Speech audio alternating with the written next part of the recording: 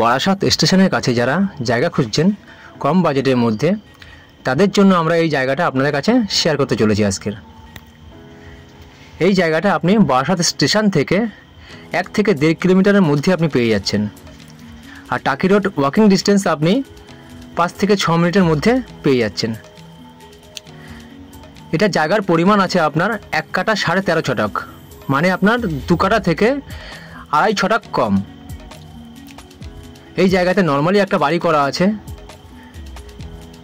এই জায়গার আপনি সামনের রাস্তাটা পেয়ে যাচ্ছেন আপনি 10 ফুটের, আরামসে আপনার 4 চাকার গাড়িও ঢুকে যাবে এখানে।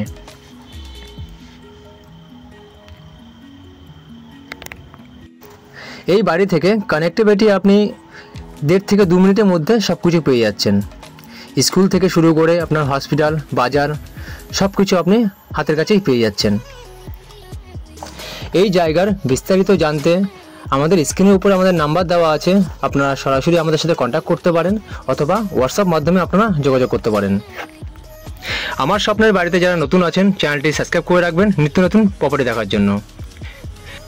এই জায়গাটির মূল্য রাখা রয়েছে মাত্র 21 লাখ।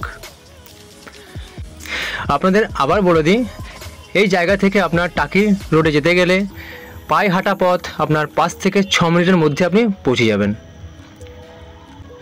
ভিডিওটি আমরা এখানেই শেষ করব। তো দেখা হচ্ছে আপনাদের সাথে নেক্সট ভিডিওতে। তো ভালো থাকবেন, সুস্থ থাকবেন।